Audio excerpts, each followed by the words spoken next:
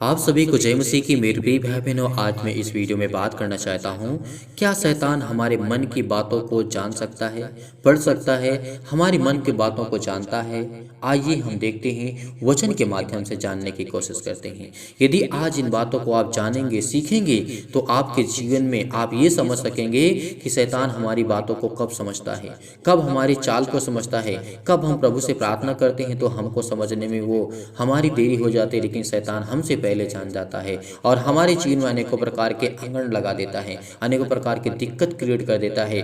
कभी आप सभा में जाते हैं, प्रार्थना करने जाते हैं, बैठने, तो अनेकों प्रकार की आपके जीवन में प्रॉब्लम क्रिएट कर देगा। तो उसमें आप बिजी हो जाएंगे, आप प्रार्थना को छोड़ सकेंगे। उसमें आप बिजी हो जाएंगे, आप सभा को छोड़ सकेंगे। उसमें आप बिजी हो जाएंगे तो आप कुछ करना छोड़ सकेंगे, क्योंकि खुदा कहता है कि तुम होशियार रहो। आपको शैतान की हर एक चालों को पहचानना होगा, जानना होगा, क्योंकि शैतान हमसे बहुत शातिर है, बहुत चालाक है। परमेश्वर से नहीं, हमसे।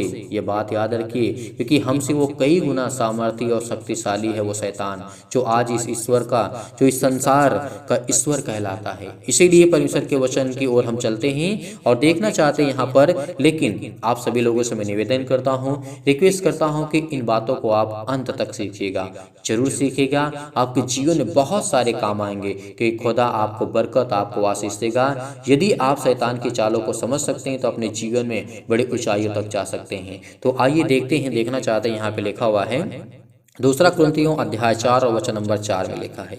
ये आपने कई बार इस वचन को आपने पढ़ा होगा, लेकिन ध्यान से समझने की कोशिश करिए। कृपया आप सभी लोग ध्यान दें, जितने लोग इस समय इस वीडियो को देख रहे हैं। अपने मन को एकाग्र करिए, चिंतित मत होइए, परेशान मत होइए। इन बातों को सीखिए, पहले समझिए। लिखा हुआ है 4 में, क्या कहता है परिचय वचन? और उन अविश्वासियों के लिए जिनकी बुद्धि को इस संसार के ईश्वर ने अंधी कर दी है। क्या कर दी है? जिनकी बुद्धि इस संसार के ईश्वर ने, इस संसार का ईश्वर कौन है? जो भ्रमण करता है, जो घूमता रहता आपके आसपास, इर्द गिर्द नजर आपको आता है।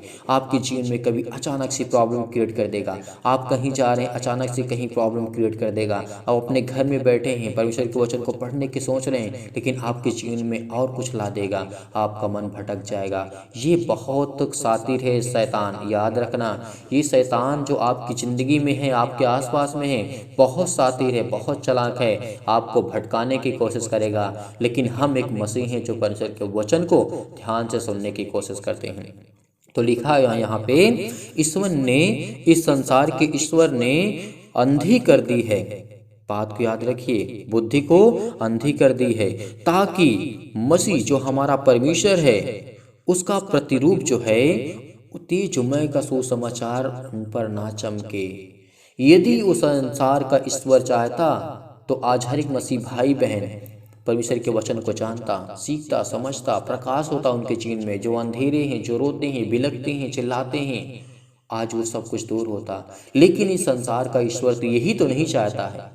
आपको और बुराइयों के रास्तों पे ले जा सकता है और आपके काम को बिगाड़ सकता है, लेकिन कभी वो परमेश्वर के वचन को सुनने को आपको तो इजाज़त नहीं दे सकता है, क्योंकि संसार का ईश्वर जो है आपको घेर के बैठा हुआ है। वो आपको निकलना होगा, वो आपको लड़ना होगा, वो आपको सीखना होगा, वो आपको समझना होगा। वो सामर्थ परमेश्वर आपको देगा। तो इसीलिए यहाँ पे लिखा हुआ है कि परमेश्वर का जो वचन है, सुसमाचार है, उन पर ना चमके। ये संसार का ईश्वर चाहता है।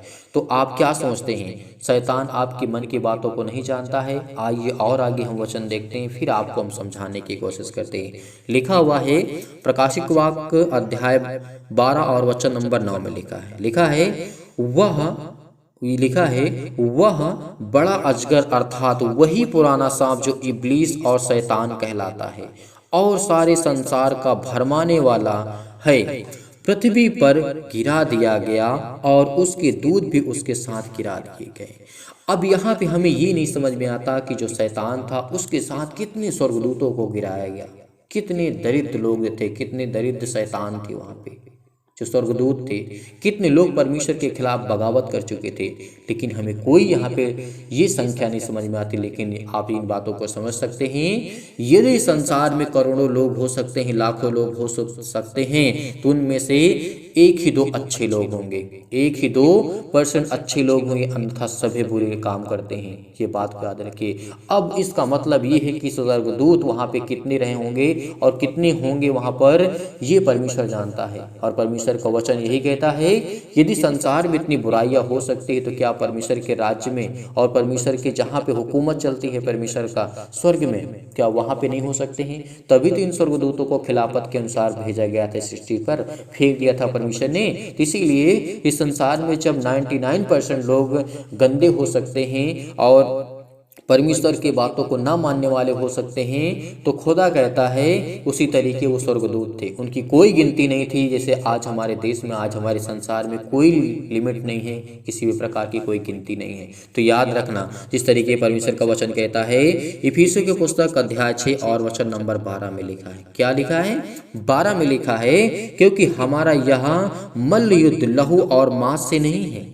याद रखना, जिस तरीके पुराने रीति रिवाजों के अनुसार जब एक दूसरे से लड़ा करते थे, मारते थे, काटते थे, अनेक प्रकार के प्रॉब्लम्स होती थी, तब अब बहुत अंतर है। याद रखना, तब युद्ध हुआ करते थे, लेकिन आज युद्ध नहीं होते हैं। आज वो शैतान आपके जीवन में प्रवेश करता है, आपके जॉब में, आपके बिजनेस में, आपके घर में, आपके बेटे के जीवन में, आपके बेटे के परिवार में, फैमिली में बहुत सारी प्रॉब्लम को क्रिएट करता है। ये बात आपको सीखना होगा, इसी बात को आपको सीखना होगा, आपको समझना होगा, क्योंकि वो आपके मन को, बातों को तभी जान सकता है जब आप कार्य करते हैं। जब आप कोई कार्य करते हैं, जब आपकी एक्टिविटी वो देखता है, तभी वो समझ जाता है। लेकिन आगे हम वचन देखते हैं, यहाँ पे लिखा हुआ है, परमेश्वर वचन कहता है, इफिसियों की पुस्तक अध्याय 6 और वचन नंबर 12 में लिखा है, क्योंकि हमारा यह मल्ल युद्ध और लहू और मांस से नहीं, परंतु प्रधानों से और फरीसियों से, अधिकारियों से, इस संसार के अंधकार के हकीमों से और दुष्टता की आत्मिक सेनाओं से जो है वो आकाश में है। जी, जो आप सब बातों को सुन रहे हैं, चाहे संसार हो, अंधकार की शक्ति, हकीम हो, प्रधान हो, ये उस समय चला करता था परमेश्वर के, जो प्रभु यीशु मसीह के समय में। लेकिन हमें इन बातों को आज भी सीखना होगा। क्या आज हकीम नहीं है? हकीम का मतलब डॉक्टर। क्या आज प्रधान नहीं है? क्या जैसे प्रधानमंत्री या हमारे देश में नेता, मंत्री, मुख्यमंत्री जो भी होते हैं, उस समय कुछ भाषाएं हुई जो अलग होती थी, लेकिन आज वही है हमारे सामने। आज ऐसा लोग करते हैं, ऐसा देखते हैं। तो इसीलिए इन बातों को आपको सीखना होगा, आपको समझना होगा। जैसे आत्मिक सेनाओं से है जो आकाश में है। आज वो आकाश के बीचों बीच में है। हम ऊपर और परमेश्वर, हम नीचे और परमेश्वर ऊपर है, लेकिन बीच में वो शैतान मंडराता रहता है। इसीलिए याद रखना, भरोसा रखना, यदि आप अपने जीवन को बेहतर करना चाहते हैं, स्ट्रॉन्ग करना चाहते हैं और शैतान को आप हराना चाहते हैं, तो आपको शैतान की मन की बातों को जानना होगा, क्योंकि वो शैतान आपकी मन की बातों को जानता है जब आपकी एक्टिविटी को देखता है। इसीलिए यहाँ पे रोमियो की पुस्तक अध्याय 16 वचन नंबर 20 में लिखा है, शांति का परमेश्वर शैतान को तुम्हारे पांव से शीघ्र कुचलवा देगा। हमारे प्रभु यीशु मसीह का अनुग्रह तुम पर होता रहे। अब क्या यीशु हमारे मन को जानता है? क्या अब यीशु हमारे मन को जानता है? जी बिल्कुल, यीशु हमारी हर एक मन को, बातों को जानने वाला है। यदि हमारे मन को, बातों को जानने वाला ना होता, तो क्या परमेश्वर हमारी रक्षा करता? क्या परमेश्वर हमें सिखाता? इसीलिए मत्ती की पुस्तक में प्रभु यीशु मसीह ने कहा है, लिखा हुआ मत्ती रचित सुसमाचार अध्याय 9 वचन नंबर 4 में, वहां पे भी लिखा है, परमेश्वर वचन कहता है, यीशु ने उन लोगों के मन की बातें को मालूम करके कहा कि तुम लोग अपने मन में बुरा विचार क्यों कर रहे हो? यदि प्रभु यीशु मसीह मन की बातों को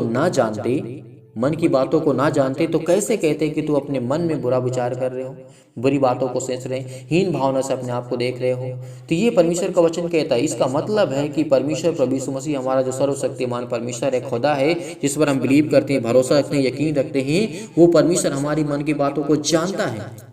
लेकिन आगे देखते हैं, लिखा हुआ है लूका की पुस्तक अध्याय 9 और वचन नंबर 47-48 में, यहाँ पे 2 वचन देखना चाहते हैं। लिखा हुआ है, पर यीशु ने उनके मन का विचार जान लिया और एक बालक को लेकर के अपने पास खड़ा किया और 48 में लिखा है, और उनसे कहा, जो कोई मेरे नाम से इस बालक को ग्रहण करता है वह मुझे ग्रहण करता है, और जो कोई मुझे ग्रहण करता है वह मेरे भेजने वाले को ग्रहण करता है, क्योंकि जो तुम में से सबसे छोटा है वो छोटा। परमेश्वर वचन क्या कहता है, यहाँ पे ध्यान से थोड़ा पढ़ेंगे, क्योंकि जो तुम में से सबसे छोटे से छोटा है वही बड़ा होगा। यदि आज हम सबसे अपने आप को हीन भावना से देखते हैं, हमें देखने की आवश्यकता नहीं है। यदि हम अपने आप को कमजोर समझते हैं, छोटे हैं, चलिए ठीक है, हमसे कोई बड़ा हुआ है, तो लेकिन परमेश्वर कहता है कि तुम बड़े कहलाओगे, तुम्हें परमेश्वर बरकत और आशीष देगा, तुम्हें परमेश्वर ज्ञान बुद्धि समझ की बातों को सिखाएगा, समझाएगा। ये बातों को आपको सीखना होगा। इसीलिए हम देखना चाहते हैं यूहन्ना की पुस्तक अध्याय 2 और 25 में भी लिखा हुआ है, यहाँ पे लिखा है, और उसे प्रयोजन न था कि मनुष्य के विषय में कोई गवाही दे, क्योंकि वह आप ही जानता था कि मनुष्य के मन में क्या है। प्रभु यीशु मसीह जानते थे कि मनुष्य के मन में क्या है, लेकिन जो शैतान, जो इब्लीस कहलाता है, जो बाइबल के अनुसार हम देखते हैं, उत्पत्ति की पुस्तक को जब हम पढ़ते हैं, वहाँ इब्लीस यानी सांप के माध्यम से हमें जानते हैं, बाइबल के आयतों को जब पढ़ते तो हमें देखने को मिलता है, तो वो शैतान, वही इब्लीस जो आज हमारे जीवन को नष्ट करना चाहता है, हमें बर्बाद करना चाहता है, हमें हर एक प्रकार की बुराइयों के रास्ते में लेकर के वो जाना चाहता है। तो क्या आज आप जाना चाहेंगे? नहीं, आपको परमेश्वर ने ज्ञान बुद्धि समझ, आपको ताकत दी, आपको परिपूर्ण किया है, तो आपको शैतान से लड़ना होगा। और शैतान आपकी मन की बातों को नहीं जानता है, ये बात याद रखिए, लेकिन एक तरीके से जानता है। जब आपकी एक्टिविटी होती है, आप जो कार्य करते हैं, उससे ये परमेश्वर समझ जाता है कि जैसे हम कहीं जाते हैं कोई कार्य करने के लिए, कोई अच्छा कार्य करने के लिए, तो उसमें परमेश्वर समझ जाता है। जैसे हम बाइबल को पढ़ने के लिए सोचते हैं कि आज हम चलेंगे चर्च, बाइबल का तो कहीं सत्संग है या फिर कहीं पे संगति हो रही है, आप वहाँ जाने की सोच रहे हैं, तो शैतान आपके मन के विचारों को समझ जाता है कि ये कहाँ जा रहा है, आपको रोकने की कोशिश करता है। उसी तरीके आपके हर एक कारों में वो बुरे कामों को आपको कभी नहीं रोकेगा वो शैतान, ये बात याद रखना।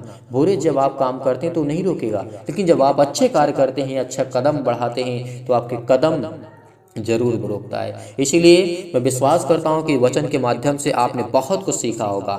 हर एक मसीह भाई बहन कमेंट के माध्यम से बताइएगा आपको ये वचन कैसा लगा। हमें परमेश्वर के वचन के माध्यम से बहुत खुशी मिलती, आप तक पहुंचा करके आपको कैसा लगता है। हर एक मसीह भाई बहन को परमेश्वर ब्लेस करे, आशीष करे, परमेश्वर आपको ढेर सारी बरकत दे, आशीष दे, आपके घर में, आपके परिवार में, आपके बिजनेस में परमेश्वर आपको बरकत दे। यीशु नासरी के नाम से पिता परमेश्वर, आमीन।